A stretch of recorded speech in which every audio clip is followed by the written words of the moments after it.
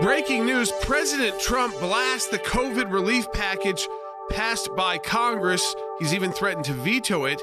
He wants more relief, economic relief for the American people and American families. We'll talk about that and more today on Sekulow Live. Live from Washington, D.C., Sekulow Live. Phone lines are open for your questions right now. Call 1-800-684-3110. That's 1-800-684-3110. And now, your host, Jordan Sekulow.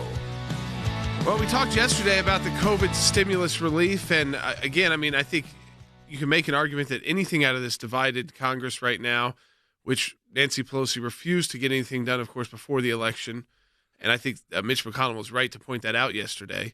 And I understand the Republicans and Democrats who voted for this, even if they wanted more money to American families, American individuals under those thresholds, because I agree that Americans deserve more, not less, than they got in the first stimulus when they're telling us that the pandemic and the COVID is going to be raging these next few months, even while the vaccines are being distributed, so that there's going to be more shutdowns for safety reasons, potential more job losses. And remember, a lot of these stimulus payments are so that the economy continues to function, so that people are still spending money, and also the PPP loans, which I think everybody's okay with how those were set up, so that small businesses keep employees on the payroll. So to get the loan, you have to keep your employees on the payroll. But we've seen bipartisan opposition to the stimulus bill early on, and one of those members of Congress will be joining us later, Tulsi Gabbard, Congresswoman, Democrat from Hawaii, who just believes that this is a slap in the face of the American people because it doesn't provide enough money. Well, so does President Trump. Let's hear from the president right now. Throughout the summer, Democrats cruelly blocked COVID relief legislation in an effort to advance their extreme left-wing agenda and influence the election. Then, a few months ago, Congress started negotiations on a new package to get urgently needed help to the American people. It's taken forever. However, the bill they are now planning to send back to my desk is much different than anticipated. It really is a disgrace.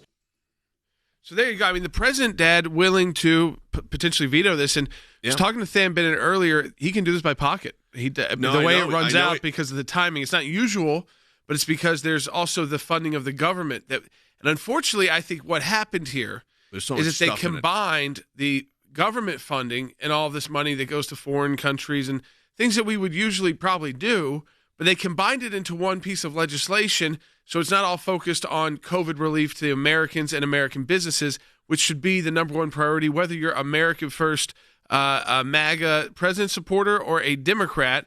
Now, Nancy Pelosi Than has said she's willing to go to the House floor and do a voice vote on this and thinks they could get it up to 2,000 quickly. Could the Senate, have we heard anything about the Senate? Because there were also senators like Marsha Blackburn, Rand Paul, Ron Johnson, and others, Ted Cruz, Mike Lee, who thought this just was not enough for the American people and too much for for foreign governments, and also just programs in the U.S. government that shouldn't be the priority right now. Yeah, the problem with that approach, Jordan, that Speaker Pelosi puts forward is it doesn't address the second half of what President Trump said, which is the hundreds of billions of dollars that are going overseas or to wasteful programs instead of to the American people. What the president rightly asked for was for Congress to prioritize their spending. Rather than send those hundreds of billions overseas, spend them to the people who are suffering right now during this pandemic. And Jordan, just quickly, I'd say this. A lot of people said the president was conflating these two things. No, he wasn't. It was the Congress who did what Congress does, combined all of this into one bill, took 2 votes in the Senate, sent it over, or in the House, sent it over to the Senate as one package. Jordan, they're the ones that are sending one bill, $2.3 trillion, to the president's desk. He can't do anything about the shenanigans that they pulled. Do you agree with the president? Do you agree with Congresswoman Tulsi Gabbard? This is bipartisan opposition to this. Give us a call, 1-800-684-3110. Remember, that's a critical month to support the work of the ACLJ. It sure is. We're in a matching challenge month, and we're in the last days of that matching challenge. I want to encourage you to go to aclj.org. Any amount you donate, we're getting a matching gift for. So $10 is 20, 20 is 40, 40 is 80, 80 is 160. aclj.org. Back with more in a moment. President Trump blasting the $900 billion COVID relief bill that passed Congress. Labeling the bipartisan bill a disgrace, demanding Congress increase the amount of those stimulus checks from $600 to $2,000. The president also railed against what he said were unrelated provisions in the legislation. Congress found plenty of money for foreign countries, lobbyists, and special interests, while sending the bare minimum to the American people who need it. It wasn't their fault. The central part of this bill was supposed to be about providing direct COVID relief to the American people who are struggling and who need help the most. This bill dished out hundreds of billions of dollars going towards special interests, going towards the military-industrial complex, going towards foreign countries, meanwhile saying, here's what's left for you. You get $600. This bill is an irresponsible swamp bill. It is the merger of an omnibus bill that is bloated with typical wasteful spending on top of a relief bill that has a whole lot of things in it that, frankly, aren't all that focused on relief. It gave us just a matter of a few hours to read 6,000 pages. No amendments were allowed, no committee work for the final product. I am asking Congress to amend this bill and increase the ridiculously low $600 to $2,000 or $4,000 for a couple. I'm also asking Congress to immediately get rid of the wasteful and unnecessary items from this legislation. To see this bill pass through Congress that is touted as this great COVID relief bill and say, hey, here, you get $600, while they see hundreds of billions of dollars going to, corporate special interests, military-industrial complex, foreign countries. It is absolutely offensive, and Congress does need to come back in and fix this.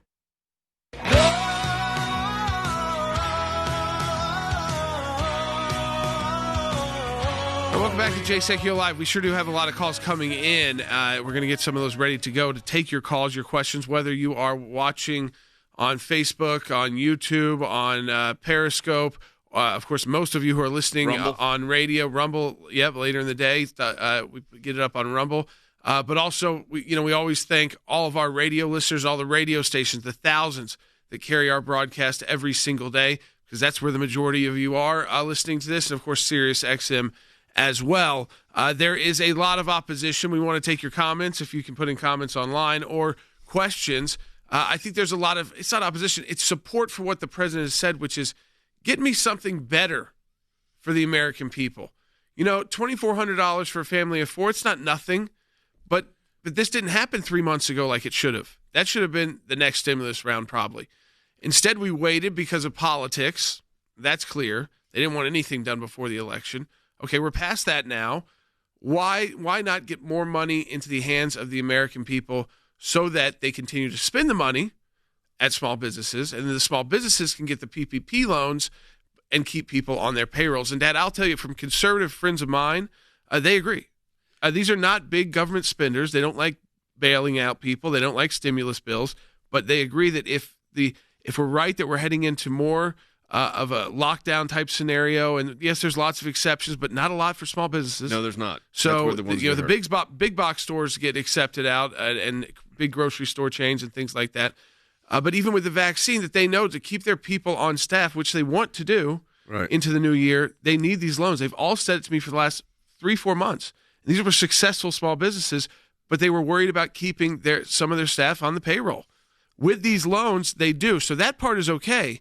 But we got to get the money up. And so they're looking at what we're looking at is $2,000 per individual if you're under those thresholds of $150,000 or $75,000 for individuals, and then I guess additional $2,000 per family member that's the dependent. So you could be looking at, instead of $2,400 for a family of four, then is it right to say that you would be looking at $8,000 for a family of four? If it went out for both adults and children, yes. It would depend on if it went to children as well, but yeah. So here's the thing. I mean, the question with this legislation. Know that people need it. Yeah, there's no question people need it. I mean, so here's the real question. Can we do better than what's been put forward? And the answer to that is pretty simple. The answer to can we do better is yes, we can do better. Then the question is, do we have the time to do better? Well, the truth is we do have the time to do better. The Constitution sets forth that the president has the authority to veto. He can veto it, and then there are not going to be the votes there to override that veto. Thus, I think this is what the key is for can we get a better bill put forward? And it sounds like to me, Harry, as from a law and economic standpoint, legally we know it can be done. From an economic standpoint, more direct aid to the American families that are the ones really hurting through this, and especially as we come to what are going to be some tough months ahead. I mean, we got, this month already almost over, but January, February could be really tough. Absolutely. So more direct aid to businesses, particularly small businesses and individuals, is essential. It's a crucial aspect of any coronavirus relief bill. Instead, Congress has focused more and more of its attention on peripheral issues, including $85.5 million to Cambodia, $40 million to the Kennedy Center. Now Congress faces the prospect of working through Christmas. Why? Simply because Nancy Pelosi refused to work to help the American people during the summer. There is insufficient relief for small businesses, including restaurants, in the bill. And if Nancy Pelosi and the Democrats have to work during Christmas, there is poetic justice in all of that. Yeah, so I mean, I think that I think what Harry, what you said though, is key, and that is this is going to require that they're working right up to the break here. I mean, they have to. Let's go to Than. How would this actually come down if we were actually get agreement here? Well, this Congress goes until noon on January 3rd, so really they have until then to accomplish it. There are a couple of hurdles in the way, Jay. One, government funding runs out on Monday. Two, unemployment insurance runs out on Saturday. But look, where there's a will, there's a way. Congress could pass, a 1-week extension. Hypothetically, the president could veto this measure and send it back to the Congress. Jay, I mean, just parliamentary, they can't amend this exact bill, but basically they could take this exact text and they could do what Harry just suggested. They could say, look, in a time of crisis, low budget priorities like hundreds of millions of dollars to Cambodia and Burma, those are going to come out. We're going to shift those funds to direct payments to the American people, to small business payments, and to unemployment insurance. So, Jay, you would probably have a stopgap measure in there, and then the new bill would have to pass both the House and the Senate and go back to the president. But look, the president, no doubt, I mean, the Congress has put him in a situation where he's got a difficult choice to make. Does he sign this and go back to Congress and ask for more assistance or work with Speaker Pelosi, or does he veto it and make Congress go back to work? But, Jay, there's just nothing saying that Congress has to go home for Christmas. If they need to stay here and get this right, they can work all the way up to the end until January 3rd. And then, oh, by the way, nothing saying the new Congress can't come back to this as well. Yeah, we've got phone lines are jammed, so let's go ahead. I think we don't normally do this, but I think we did this when we did the first stimulus, so people have questions we can help answer. Yeah, let's go to Jane in Hawaii on line 1. Hey, Jane, welcome to Jay Sekulow Live. Great. I just want to say Merry Christmas to everybody, and thank you for having me on. I'm calling from the island of Kauai, and I just want to make a point, first of all, that Tulsi Gabbard is right on in saying that any kind of stimulus other than I like what they put forward is just so bogus. It's a big insult to everybody in America, and I think the point is well taken. America's waking up. What exactly is our Congress and Senate doing for us, the people in America, our businesses? We're going down. We're going under. Prioritizing the bill, or actually the president should just veto it out and make them go back to work. Make them start over and do something for the people. Well, that's what he's saying he's going to do. But let me play you a bite from Tulsi Gabbard, by the way, is going to be joining us in the last segment of the broadcast in the second half hour, so you're going to want to stay tuned for that. It'd be great to have her on. Let's go ahead and play that bite from Congresswoman Gabbard. I'll tell you, in Hawaii, that in most cases won't even cover 25% of your rent.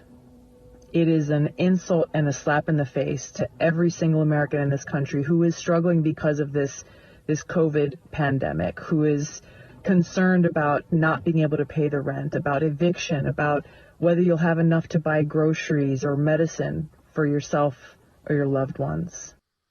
So, I think she hits the mark of exactly what it is. Harry, goes back to what you said, and that is this is supposed to be relief for the American. The idea here, I say this before, is you get this money and you're spending it.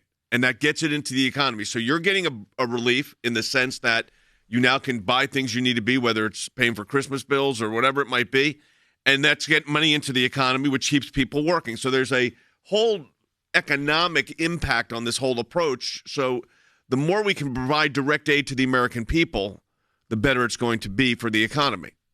I think that's precisely correct. And that is an alternative perspective rather than providing direct aid to lobbyists. And so if you look at the bill, it is bloated.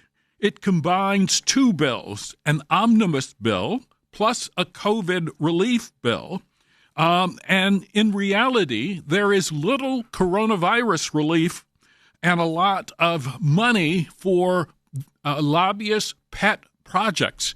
There is no reason why we should be sending additional funds to Cambodia and Burma while the American people are suffering. And they're suffering disproportionately in blue states. Restaurants are closing. And churches are facing problems because governors refuse to reopen or allow churches to open just like Home Depot or Lowe's. So many institutions need direct aid. They need it now. The lobbyists can wait. Yeah, I think that, well, the question is going to be what actually happens here. I mean, what do you think happens here? Well, I think, listen, there's pressure now. These kind of two pressure points. You have the President of the United States. You have Democrats on board with this and Republicans on board with this. The question is the time there to get this done? We're still waiting to hear from Majority Leader McConnell, who has been very frustrated by dealing with Nancy Pelosi on this, rightfully so, and to figure out if he believes he's got the time to do this before the government runs out. So we're going to continue to take your calls, comments on Facebook as well. Lisa on YouTube wrote in, I'm guessing Congress thinks they throw us pennies, we'll shut up and go away. And I think that was a part of this here. Now, the other part of this was they're running out of time because of what Nancy Pelosi did, blocking all of this until after the election. It is there. Another comment on YouTube from Susan, so much going to foreign places and other unnecessary items like Smithsonian and things like that. That money should be going to American small businesses and the American families. Right now, instead of the Kennedy Center, which I appreciate, getting it to small businesses at this very moment. COVID. No one can use the Kennedy Center right now. Right. It's these are buildings that are not open right now. So again, support the work of the ACLJ at aclj.org. As you see, leading right up into Christmas Eve, we are working hard to get the best for you, the American people. Donate online at aclj.org. Be part of our matching challenge. We'll be right back.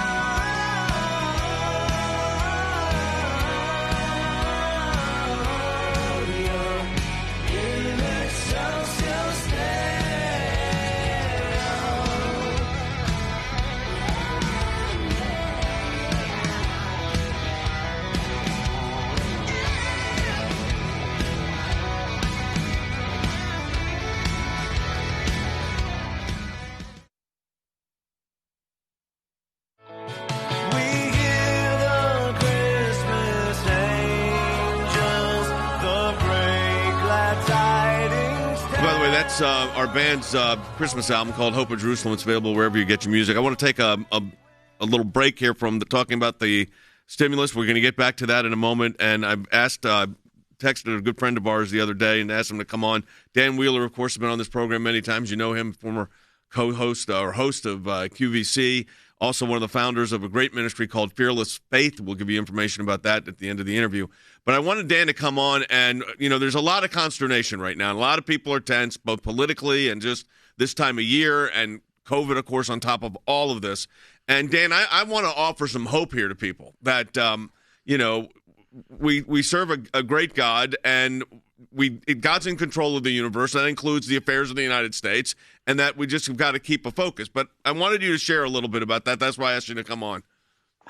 Well, Jay, there's so much political and social unrest, chaos, and violence in our world, very similar to the world that Christ was born into 2,000 years ago. But he came to bring light into the world. And I thought it was fascinating that Monday of this week, December 21st, the winter solstice, the longest, darkest night of the year, that this Christmas star appeared. Saturn and Jupiter, the two largest planets in our solar system, came so close that it looked like one giant, bright, brilliant star in the sky. And I think that's a sign from God. It's very similar to the star that the wise men followed. But, the wise men, when they found Jesus, before they went on their trip, Herod called them in and said, look, when you find the Christ child, let me know. I want to come and worship him. And Herod didn't want to worship him. Herod was lying. We've heard a lot of lies lately, and we see all the craziness in our world. And the wise men didn't return to Herod, and he was so upset when he found out that they didn't come back that he had all the children under 2 in Bethlehem and in the coast killed. So it was a dark world, but Jesus was the light, just like the star.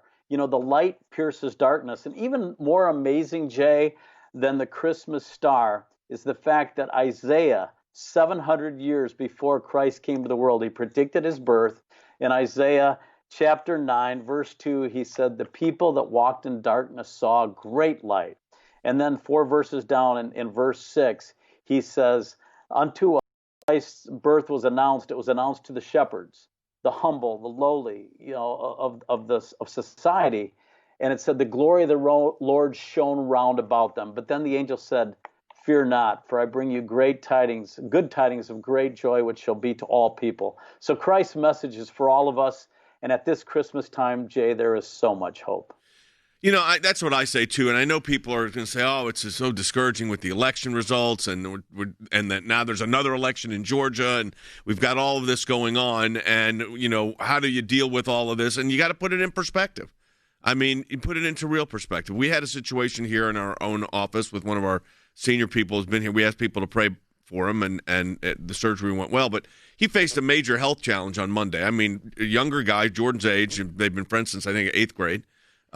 Had major surgery that came up suddenly, and that puts everything in perspective I hope for everybody else, including people that we work with. I mean, that's what, so praying for him and his family and trying to help that family during this time is what it's about. And by nature, people want to try to do that. But the angst level, and Lord knows I've lived it for the last 4 years, is really tense. And people are at a heightened level, just based on text from people I haven't heard from in many years. All of a sudden, it's as if the whole republic's going to fall. And the whole republic's not going to fall, okay? You're not going to like the policies. You're going to have to fight those policies. But God is in control of this. This is not some surprise. And while I think there was a lot of, issues that developed during this election season, the fact is, it is what it is. And I just want people, as we go into the holiday here, to have that joy, that hope. And you've got a great ministry called Fearless Faith, and this is kind of that moment, I think, for a lot of people. Tell us about that. Well, I formed it with 2 of my best friends, Brian Rowland and Terry Steen. Brian, in fact, is good friends with Ray Vaca, who works for you. I talked to Ray before the show. And these guys I've known for 40-some years. After my wife passed, I took them out to lunch. And I said, guys, God's dealing on my heart, and I feel like he's leading me into something new, away from QVC. And so I went into full-time ministry, and we formed Fearless Faith.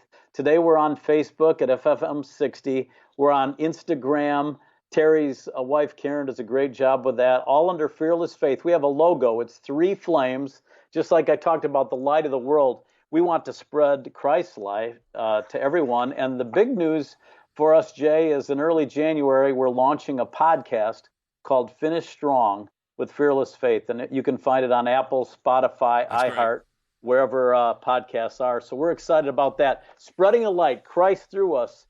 And when we let him shine, he pierces the darkness. The darkness cannot contain the light. So the organization Fearless Faith, Pam and I are donors. You should, those of you listening, this is a great ministry to support. It's ffaith.org. That's ffaith.org. And on Facebook, it's FFM60. Fearless Faith Ministries 60. So FFM60. So I'm going to tell you that this is a ministry worthy of your support. And we encourage you to do that. Dan, we're running out of time here, but I want to again end with this, and that is going into this season, we're dealing with a pandemic. Like I said, we're dealing with political upheaval. We're dealing with a lot of tension, economic impact. We've been talking about that on the broadcast, and coming back up in the next half hour, we're going to talk about it more in the stimulus package. But the hope of hopes is found in Jesus Christ. Absolutely. In Matthew 1:23, it said, "The virgin shall be with child, and she shall bring forth a son, and they shall call his name Emmanuel," God with us. The creator of the universe is with us. If you're feeling isolated due to the pandemic, God is with you. You are not alone. And that is our message. There is great hope. Christ is the hope of the world. And in Colossians, we read that it says, "Christ in you, the hope of glory." So let Christ shine. I hope you'll join us at Fearless Faith on our Facebook page at FFM60, and then with our podcast coming up. Jay, thank you. It's so great to be with you and to see you again. And you know, when I was with you last time, you said, we were talking about what I went through with Beth and how God intervened in our lives. And you said, God intervenes in the affairs of man. It's what he does. Yep. I think 2021 is going to be a great year. He's getting ready to do something big. No, hey, listen, I fully believe that God does intervene with the affairs of mankind, and you just have to be able to, go with it. Again, the organization is Fearless Faith Ministries. You can get great info on their website at faith.org. And their Facebook page is great because they post almost every day a new inspirational moment, and that's at facebook.com/FFM60. Dan Wheeler, thanks for being with us. Always appreciate it, Dan. Thank you, Jay. God Have bless. Merry Christmas. Merry Christmas. You too. Folks, again, it's great to remember that as we approach Christmas Eve tomorrow. We are going to get right back to the stimulus talks. We're going to have Congresswoman Tulsi Gabbard joining us in the final segment of the broadcast live. So you want to check that out, too. Congresswoman from Hawaii, a Democrat, because she, along with many Republicans, just thinks this is a slap in the face. She said it only pays for about a quarter of most Hawaiians' rent for a month because it's pretty expensive when you live on islands. Things cost more. So, again, it just put a slap in the face to everybody, and the president agrees. A lot of Republicans agree. We're going to talk through how do we get to this? How could we get the funding to the American people increase, which the president wants, Democrats want, and many Republicans want as well. I think you want too. We're going to take your calls when we come back. Support the work of the ACLJ, our matching challenge, aclj.org. Here's what I want to say to our ACLJ members, or for those of you that enjoy watching this broadcast, whether it is going after the deep state, whether it is litigation that we're engaged in, whether it is defending the persecuted church and getting individuals out of prison in other countries because of their faith, whether it's training lawyers to fight for religious liberty, not just here in the United States, but around the globe, whether it is producing a daily 1-hour live television and radio broadcast heard on thousands of radio stations, on TV platforms, on social media platforms. Your support of the ACLJ enables us to do all of this. We want to encourage you to support the work of the ACLJ. We're in a matching challenge campaign. Any amount you donate, we get a matching gift for. Go to aclj.org today. That's aclj.org. Live from Washington, D.C., Jay Sekulow Live. And now, your host, Jordan Sekulow. All right, folks, welcome to the second half hour of Jay Sekulow Live. This is a packed show today for you as we head into Christmas Eve tomorrow. And, of course, I know it's going to look different for a lot of people. Just remember that it's great to always gather with family. It's great to be able to travel, but if you can't because of COVID or your work or you've got a pre-existing condition that makes it more dangerous for you to travel, remember, Christmas is not really about all of that. It's about the birth of our Savior. Right. And so maybe on this holiday when it can be stressful, I know if you have kids and getting everything together, but when we are a little bit more localized, if you will, and at home, just to remember that at the end of the day, it's about teaching your family about that. It's about remembering that yourself too. But yet it's also about Congress getting the job done. And a lot of people are saying Congress, we talked about the stimulus bill yesterday. Now we've heard directly from the president and members of the Republican Party and Democrat Party that this is just not enough for the American people. It's way too much spending that isn't necessary right now. It's like we talked about the Kennedy Center. You can't go to an event at the Kennedy Center right now. Most of our large venues in America are closed. That can be handled later on. It's not bad to support that and to clean it up and to keep it functioning in our nation's capital. But this isn't the time to do it because right now it's basically just probably at bare minimum staff. Oh, yeah. Keeping it clean, keeping some lights on. That's about it. So we need to, again, move forward and help the American people. Well, I want to say something. Look, I'm not against helping the Kennedy Center. It's a national treasure. Yeah. And it probably needs work. I mean, we know it needs work. But does it need work? Some Smithsonian needs work too. Does it need it today? No, because the American people need it today. And small businesses especially need it today. That's right. So I want to get to the phone calls and start taking more of your calls and comments right off the bat. I want to go to Bill in Ohio on line 3. Hey, Bill, welcome to Sekulow Live. Hey, all right. So first off, Merry Christmas, and man, how refreshing it is to hear a radio program that's actually sharing the story about our Lord and Savior Jesus Christ. It just warms my heart listening to that. So thank you for that. First off. Well, Dan Wheeler's a good friend of ours, and we've known for years. And I will tell you this: we felt like in the middle of all of this, and I know because tensions are high, that we just needed to kind of simmer the tensions down a little bit. And I think remembering what this is, like Jordan just said, remembering what this is all about simmers those tensions down. Yes, go ahead, though, Bill. Yeah, so sure. Proverbs 3, verse 5 and 6 is to trust in the Lord with all our heart and lean not on our own understanding, and in all ways acknowledge him, and he will direct our path. So thank you for that. So my comment is this. I think this is the best thing that could happen for President Trump right now because he's been quiet. I don't think he's been real relevant right now because of all the confusion. But this is by far the one thing that he's warned us of is that on both sides, for the most part, there's a lot of things that the American people don't trust in, and this bill shows that. I mean, thank God to those that have exposed all the pork that's actually in this. And sending it to, again, if it's part of our budget, I get that. But right now is not the time to do that. Right now, there are so many people hurting. Right now, we need I'm thankful right now that the Lord has protected me and my family, but there's a lot of people in need. Businesses closing down, and yet we've now conceded. It's transparent. And because it's transparent, it's time now. I think politics are popular again. People are now getting involved. We see what's going on. And unfortunately, people don't realize how good this was for the president to come out. Yeah, well, look, I'm glad the president engaged us. The fact of the matter is I was glad that they passed the relief bill, period. I mean, because I was worried for a while there was going to be nothing passed. I thought it should be more direct aid. I think there's much of this that can be directed to the American people. It's better for the country.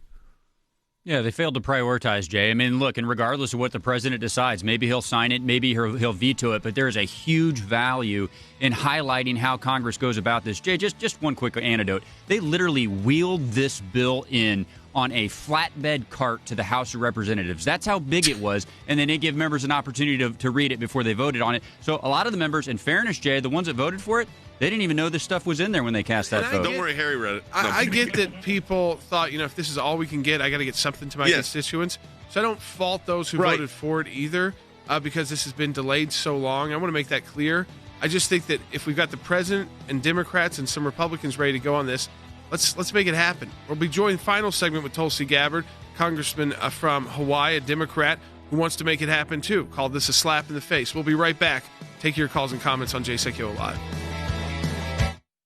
Let's talk about Georgia. Clearly, the president not pleased with the way voting was handled during the November 3rd election. We know this. He's repeatedly called out Republican Governor Brian Kemp and Secretary of State Brad Raffensperger on Twitter for overseeing an election that he claims was rigged against him. And Jordan, you've come on the program. You've said that there were issues with the rules surrounding mail-in voting being changed by the courts instead of the legislature.